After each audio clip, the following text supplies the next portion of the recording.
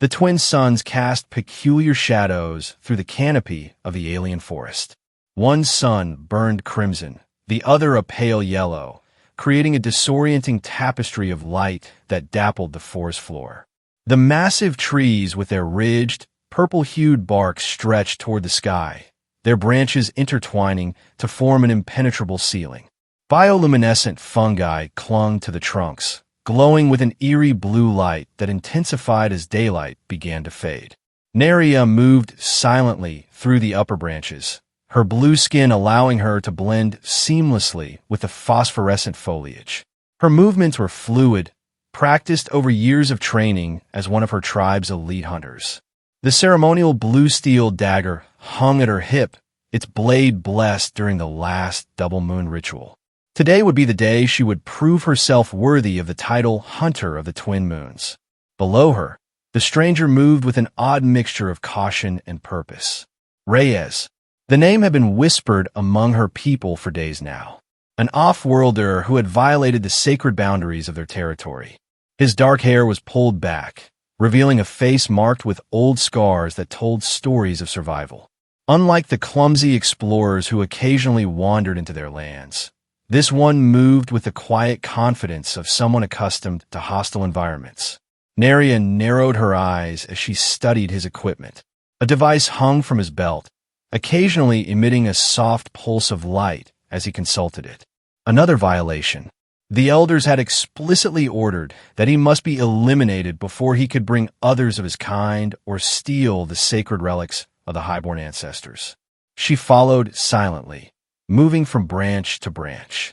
The stranger paused beneath a massive violet-barked tree, kneeling to examine something on the ground. The perfect opportunity. Neria drew her dagger, its ceremonial engravings catching the peculiar dual light of the forest. She positioned herself directly above him, calculating the precise angle of her descent. What Neria couldn't see was the slight tensing in Rhea's shoulders. The imperceptible shift in his posture as his hand casually moved to the survival knife at his belt. He had spent too many years in too many dangerous places not to recognize the feeling of being watched, hunted. Neria took a deep breath, muscles coiling for the strike.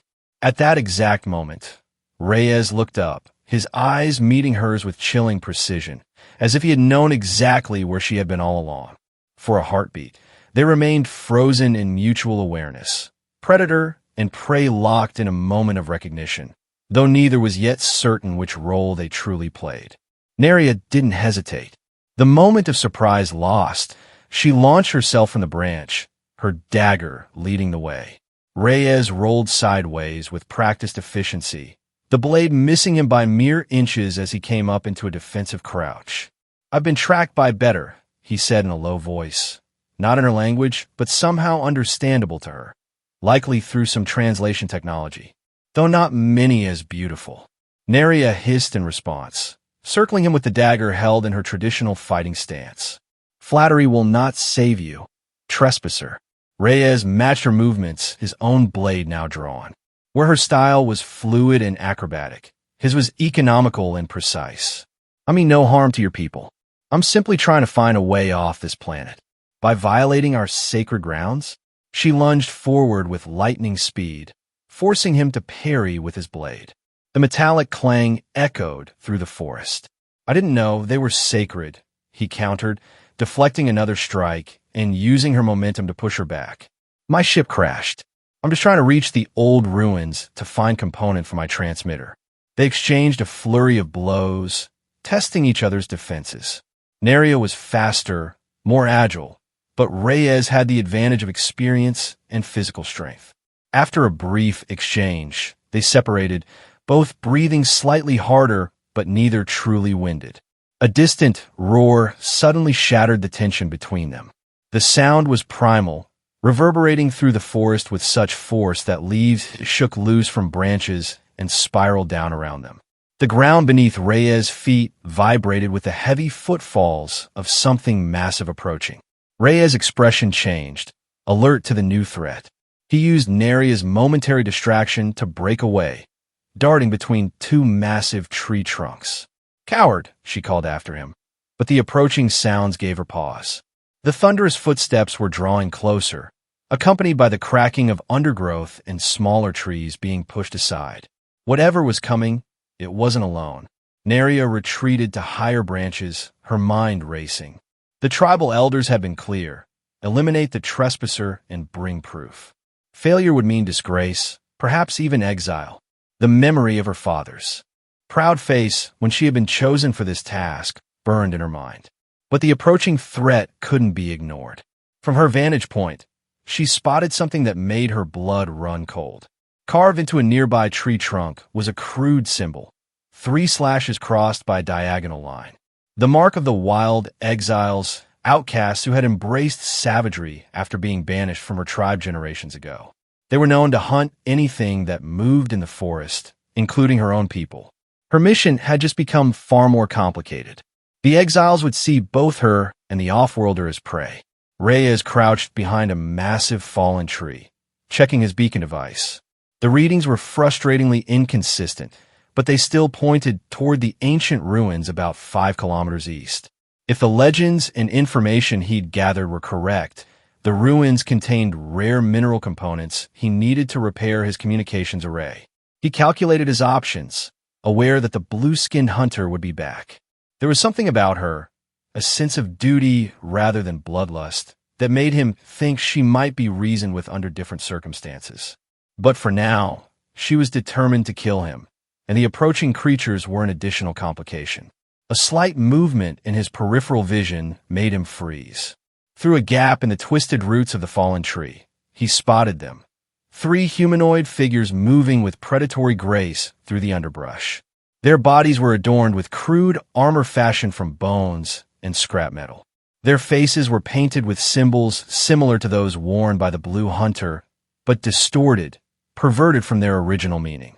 One of them sniffed the air, then grinned, revealing filed teeth.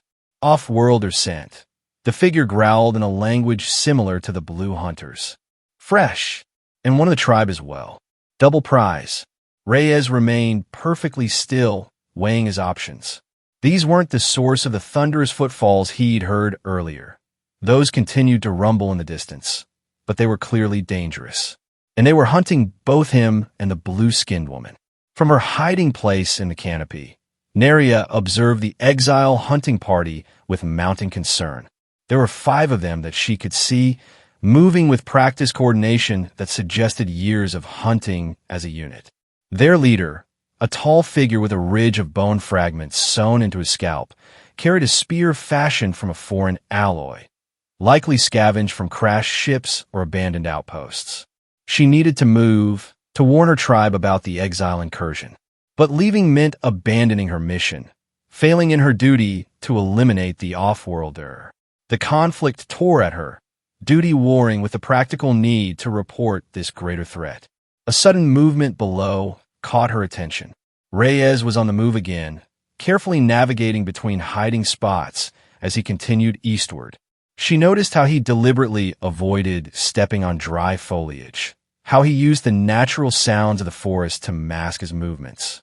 For an off-worlder, he moved with surprising woodland craft. The decision crystallized in her mind. She would continue tracking the off-worlder, but the exiles changed everything. They were a threat to both of them and to her entire tribe.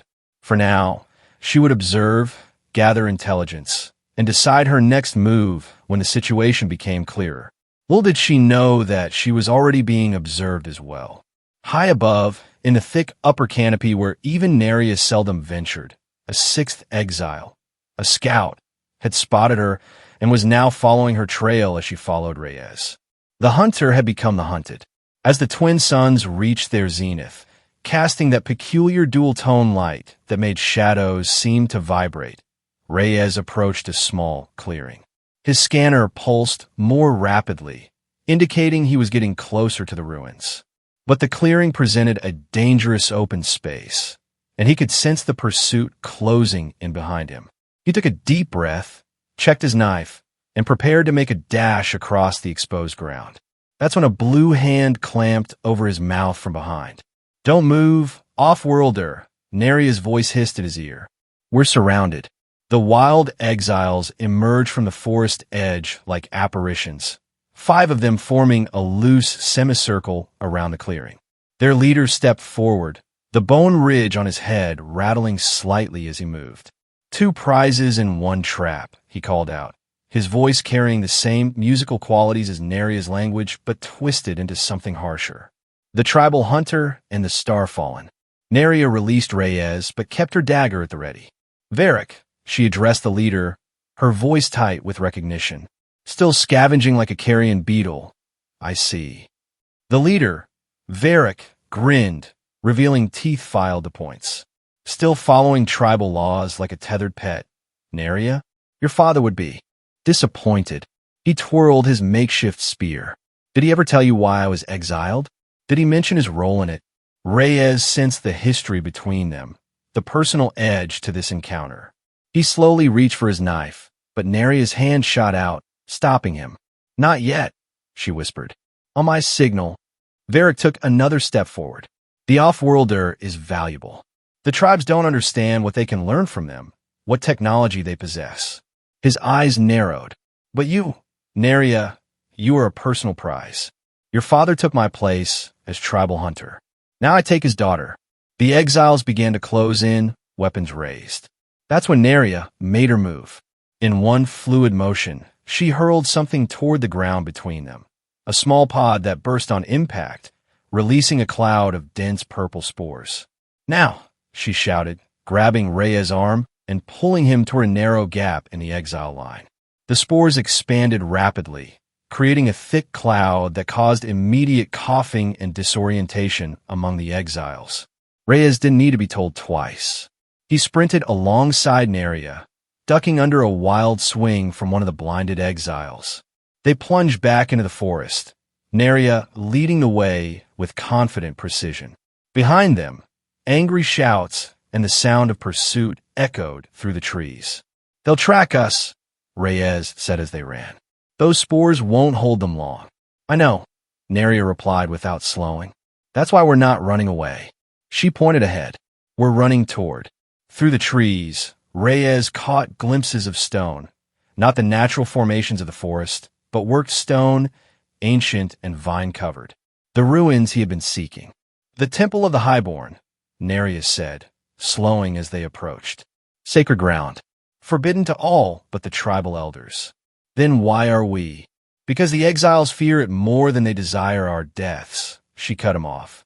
And because what you seek is inside. They approached the ruins, a massive structure of intricately carved stone, partially reclaimed by the forest. Great pillars supported a roof that had partially collapsed, creating a cathedral-like space beneath. Symbols similar to those on Neria's dagger were carved into every surface, glowing faintly with the same bioluminescence as the forest fungi. How did you know what I seek? Reyes asked as they entered the shadowy interior. Neria's expression was unreadable.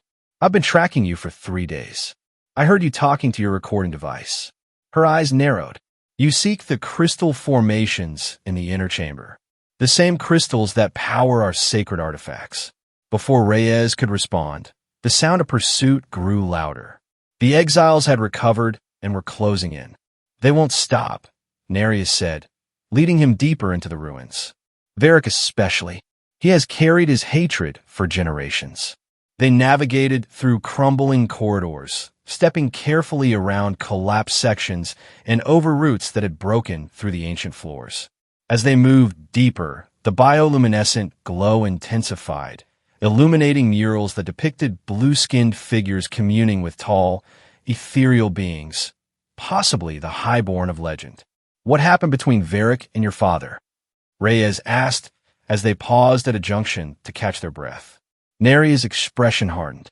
Varric was once our tribe's most honored hunter. He and my father were friends, brothers in all but blood. She checked around a corner before continuing. But Varric began to believe that our traditions were holding us back. He wanted to use off-world technology to trade with star travelers. When the tribal council refused, he tried to steal sacred artifacts to trade. My father was the one who caught him. She looked away, the one who branded him for exile. And now he wants revenge, Reyes concluded. On my entire family line, she confirmed grimly. A crash from behind indicated the exiles had entered the ruins. Neria grabbed Reyes' arm, pulling him toward a narrow passage. This way, the inner chamber. There's a defensive mechanism we can trigger. They squeezed through the passage, emerging into a vast circular chamber. In the center stood a crystalline formation that pulsed with internal light. Not the blue of the forest fungi, but a shifting rainbow of colors that cast prismatic patterns across the walls. Surrounding it were stone pedestals, each holding a small artifact. The heart of the highborn, Neria breathed, reverence clear in her voice despite their desperate situation. This is why your kind should never find our world. This is what they would plunder. Reyes stared at the crystal formation, understanding dawning. It's not just mineral composition, it's a power source. Self-sustaining. His scanner was nearly overloading with readings. This could power my transmitter 100 times over. You would steal from our sacred temple. Neria's dagger was suddenly at his throat. Reyes met her, gazed steadily. I need only a fragment, a piece that's already broken off. Enough to power a single transmission to call for rescue. He slowly reached into his pocket and withdrew his transmitter, a small, damaged device. I don't want to desecrate your temple. I just want to go home. Before Neria could respond, the exiles burst into the chamber. Varric in the lead, his face contorted with triumph. The heart, he exclaimed. After all these years. Behind him, four exiles spread out, blocking the exit. Each wore mismatched armor cobbled together from animal hides and scavenged metal. Their weapons were a similarly eclectic mix, blades, spears, and what appeared to be a crude firearm in the hands of one. Step away from the heart, Varric commanded, pointing his spear at Neria and Reyes. This sacred place has been forbidden to me for too long. Now I will take what the elders denied me. Neria moved swiftly to one of the pedestals, grabbing a small circular device. You know the legends, Varric. You know what happens to those who defile this place. Varric laughed. Children's stories to keep the curious away. He signaled to his followers. Take them. Kill the off-worlder if you must, but I want Neria alive. The exiles advanced, forcing Neria and Reyes to back against the crystal formation. They stood shoulder to shoulder, weapons ready. Any ideas? Reyes muttered. Just one, Neria replied, eyes fixed on the approaching exiles. When I activate this, she raised the circular device. Run for the western passage. Don't stop no matter what you hear. Before Reyes could ask for clarification, she twisted the device. It emitted a high-pitched tone that made the exiles falter. The crystal formation behind them began to pulse more rapidly, its colors intensifying. Neria shoved Reyes toward the western passage, a narrow opening half hidden behind a fallen column. Go! As Reyes sprinted for the passage, the chamber erupted into chaos. The crystal's light flared blindingly bright, and from recesses in the walls, stone guardians, ancient defense mechanisms, emerged, their eyes glowing with the same prismatic energy as the heart. Varric screamed in rage, firing his makeshift weapon at one of the stone guardians. The projectile bounced harmlessly off its surface. The guardian responded by raising its arm, unleashing a burst of energy that sent Varric flying backward. Neria ran close behind Reyes, navigating the twisting passage that sloped steeply downward. Behind them, screams and the sound of energy discharges echoed through the ruins. What were those things? Reyes gasped as they emerged into a lower chamber. Guardians, Neria replied, her breathing heavy, created by the Highborn to protect their most sacred sites. They'll return to dormancy once the threat is eliminated. And Varric? The exiles. Neria's expression was grim. If they fight, they die. If they flee, they live. The Guardians don't pursue beyond the inner chamber. They paused, listening to the distant sounds of combat. After a moment, the noises began to fade. Some are fleeing, Neria observed. She reached into a pouch at her belt and withdrew a small, glowing fungus, which provided enough light to illuminate their surroundings. They were in what appeared to be a storeroom, its walls lined with shelves containing artifacts similar to the one Neria had activated. At the center of the room stood a workbench covered in tools and crystalline fragments. The Highborn Workshop, Neria explained, where they crafted their devices. She gestured to the fragments. What you seek is here. Small pieces of the heart, already separated for working. Reyes approached cautiously, his scanner confirming what his eyes could see. The fragments contained the same energy signature as the main crystal formation. This is exactly what I need. With this, I can repair my transmitter and signal for extraction. He carefully selected a small fragment, no larger than his thumbnail. This is all I require. Nothing more. Neria watched him, internal conflict evident in her expression. My duty is to kill you, off-worlder, to prevent you from leading others to our world. Her hand rested on her dagger. But Varric and his exiles are the greater threat. They would have desecrated the temple, stolen the heart itself. Reyes pocketed the crystal fragment. Understand duty, Neria. I've lived by it most of my life. He met her gaze. But sometimes we must choose between what we're ordered to do and what we know is right. A crash from above interrupted them. One of the exiles had found another way into the lower chambers. Neria's head snapped toward the sound. We need to move, she said urgently. There's another exit that leads to the forest. From there, we can reach the plateau where your transmitter is hidden. They navigated through the lower chambers, ducking through narrow corridors and climbing over collapsed sections. The pursuing exile was joined by another, their angry shouts echoing through the ancient stone. As they neared the exit, they found their path blocked by debris from cave-in. Neria cursed under her breath, looking for an alternative route. There, Reyes pointed to a narrow shaft above them, barely visible in the dim light. It looks like a ventilation system of some kind. Neria nodded. I'll go first, make sure it's safe. With remarkable agility, she scaled the wall and pulled herself into the shaft. After a moment, her face reappeared. It's clear. Hurry. Reyes followed, less gracefully but with determined efficiency. Just as he pulled himself into the shaft, the pursuing exiles burst into the chamber below. Up there, one shouted, firing a crude projectile that ricocheted off the stone near Reyes' head. They crawled rapidly through the narrow passage, emerging finally onto a forested slope some distance from the main temple structure. The dual suns were beginning to set, casting long, strange shadows through the trees. We need to move quickly, Neria said, orienting herself. Varric knows these forests almost as well as I do. If he survived the Guardians, he'll be hunting us.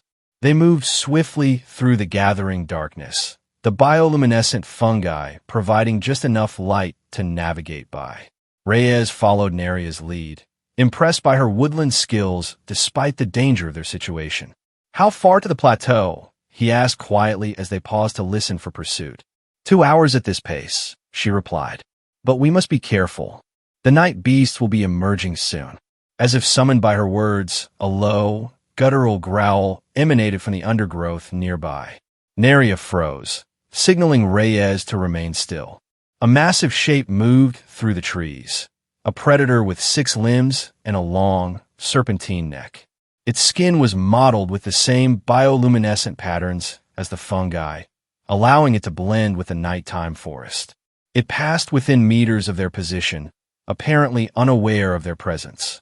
Once it had moved on, they continued their journey, moving with even greater caution. The forest at night was transformed. More of the flora glowed with internal light, creating an ethereal landscape of blues and purples. Strange calls echoed through the canopy, some musical, others distinctly menacing. Your world is beautiful, Reyes observed quietly as they crossed a small stream that glowed with minute luminescent organisms. I understand why your people protect it so fiercely. Neria glanced at him, surprise evident in her expression. Most off-worlders see only resources to be harvested, mysteries to be exploited. I'm not most off-worlders, Reyes replied simply.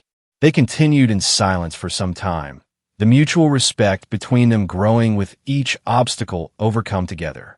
As they began the ascent to the plateau, the forest thinned, allowing glimpses of the night sky with its unfamiliar constellations and 3 small moons, one of which glowed with the same prismatic quality as the heart crystal. The plateau itself was barren compared to the forest below, a rocky expanse with sparse vegetation and excellent visibility in all directions. Near its center, partially concealed by a formation of rocks, was Reyes' camp. His transmitter, a complex device constructed from salvaged ship components, sat on a makeshift workbench. "This is where you've been hiding," Nereus said, surveying the simple camp. "Clever. High ground, good sight lines, difficult approach." "Military training," Reyes explained, moving to the transmitter. "Old habits." He began working immediately, carefully integrating the crystal fragment into the transmitter's power matrix. Nereus stood watch, her keen eyes scanning the forest edge below for any sign of pursuit. "How long will your rescue take?" she asked after a while. Reyes glanced up from his work. "Once the signal reaches my people, perhaps a day. They have a long-range scout ship in this sector." He paused. "You could come with me, you know. Leave this conflict behind." Nereus' expression hardened. "And abandon my tribe? My family? My duty?" She shook her head. "This is my home, off-worlder. My place is here, even if that place becomes complicated." "Complicated because you didn't kill me as ordered?" Reyes asked, returning to his work. "That, and because I've now violated the sanctity of the temple by bringing an outsider inside." She sighed. "The elders may view that as an unforgivable transgression." Before Reyes could respond, a warning call, a bird-like trill that sounded too deliberate to be natural, caught Nerea's attention. She tensed, moving to the edge of the plateau. "That's a tribal signal," she whispered. "Hunters approaching." In the forest below, shadows moved with purpose, at least 6 figures, moving with the disciplined coordination of trained tribal hunters. At their head was a commanding figure with elaborate ceremonial markings visible even in the dim light. "Commander Chiron," Nerea said, her voice tight. "My father's brother, the one who sent me to kill you." The hunters began ascending the plateau path with methodical precision, weapons at the ready. "How much longer?" Nerea asked urgently. Reyes made a final adjustment to the transmitter. "It's done." He activated the device, which hummed to life, the crystal fragment glowing with internal light. "Signal transmitting. Now we wait." "We may not have time to wait," Nerea replied, drawing her dagger. "My uncle is not known for his patience or mercy." The hunters reached the plateau edge. Commander Chiron stepped forward, his imposing figure silhouetted against the bioluminescent forest below. The tribal markings on his blue skin seemed to shift in the moonlight. "Nerea," he called, his voice carrying across the plateau. "Step away from the off-worlder. Your duty remains unfulfilled." Nerea stood her ground. "Uncle, there is much you need to know. The exiles have returned, led by Varric. They attacked us at the temple." Murmurs ran through the hunting party at the mention of Varric's name. "Varric is dead," Chiron replied dismissively. "Has been for years." "He lives," Nerea insisted, "and he seeks the heart. The off-worlder helped me defend the temple. Without him, the heart might now be in exile hands." Karen's expression darkened. "You took an outsider to the temple. You have compounded your failure with sacrilege." He signaled to his hunters. "Take them both. The council will decide their fate." The hunters began to spread out, moving to surround them. Reyes reached for his knife, but Nerea placed a restraining hand on his arm. "Wait," she said, then addressed her uncle again. "Commander, I invoke the right of challenge, as is my right as a hunter of the Twin Moons." This brought Chiron up short.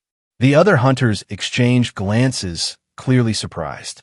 "You would challenge me?" Chiron asked incredulously. "Your own blood?" "I challenge your judgment," Nerea replied firmly. "The old laws state that a hunter may challenge a commander's order if they believe it threatens the tribe's survival. The exile's return is such a threat. Varric lives, and he knows the location of the temple. This is a greater concern than one off-worlder who seeks only to leave our world." Chiron considered this, the tribal laws clearly binding him despite his personal feelings. Finally, he nodded curtly. The challenge is recognized. You will present your case to the council. His eyes narrowed. But the off-worlder comes with us now. No.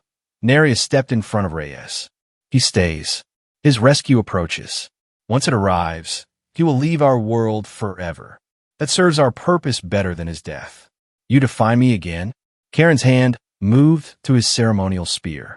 I follow the greater law, Neria replied. The protection of our people, our sacred sites. The off-worlder has sworn to tell no others of our world's location. His people seek only his safe return. The standoff stretched for several tense heartbeats. Finally, Chiron raised his hand to signal his hunters to hold position. You have until dawn, he declared. If his rescue has not arrived by then, you both come before the council. He fixed Neria with a hard stare. And you will answer for all you have done, niece.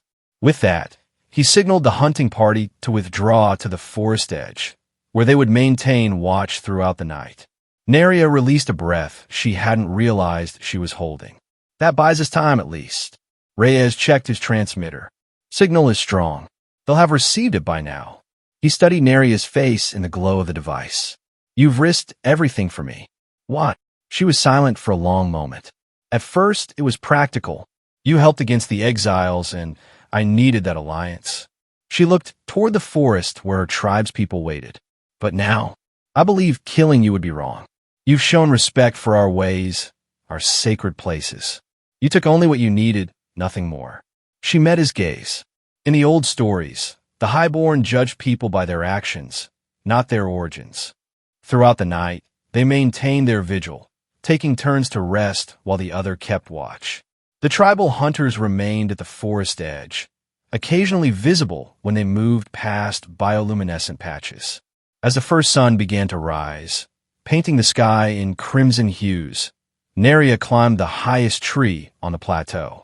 From this vantage point, she could see for kilometers in all directions, a precaution to ensure no exiles approached unseen. She looked down to where Reyes waited below, his eyes on the sky rather than on her. He knew she was no longer hunting him, that their shared ordeal had transformed them from adversaries to allies. A flicker of movement in the distant sky caught her attention, a metallic glint reflecting the early sunlight, growing larger by the moment. Reyes, she called down. Something approaches from the west. The object resolved into a sleek craft, clearly designed for atmosphere and space travel alike. It decelerated as it approached, hovering above the plateau before extending landing gear. At the forest edge, the tribal hunters had emerged, weapons raised, but holding position at Commander Karen's signal. The craft settled on the plateau with a soft hum. A ramp extended from its side, and a figure appeared. Another human dressed in a uniform similar to elements of Reyes' tattered clothing. Reyes gathered his few possessions, securing the transmitter in his pack. He approached the base of Neria's tree, looking up at her. Last chance, he called. You could see the stars. Neria descended in one fluid motion, landing lightly beside him. My place is here. She glanced toward the tribal hunters. Even if that place has become complicated. They might exile you, Reyes said quietly. Perhaps, but this is my home. She touched the ceremonial dagger at her hip. I will face the consequences of my choices. Reyes nodded, understanding in his eyes. Some debts can only be paid in person. He reached into his pocket and withdrew a small device. If you ever need to contact me, if the exiles return in force or your people face a threat they cannot overcome alone, use this. It's keyed to my personal frequency. Neria hesitated, then accepted the device, concealing it within a pouch at her belt. May your journey be safe, Reyes of the stars. And may your path be honored, Neria of the twin moons, he replied. He turned and walked toward the waiting ship, not looking back until he reached the ramp. When he did, Neria had already moved to face her tribespeople, her back straight, her head held high as she approached Commander Chiron to account for her actions. Reyes watched for a moment longer, then entered the ship.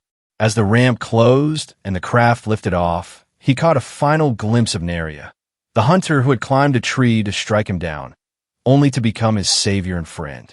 The twin suns cast their peculiar light across the plateau as the ship accelerated into the morning sky, leaving behind a world where roles could reverse in an instant, where the hunter could become the hunted, and where honor was measured not by blind obedience, but by the courage to choose a different path when circumstances demanded it.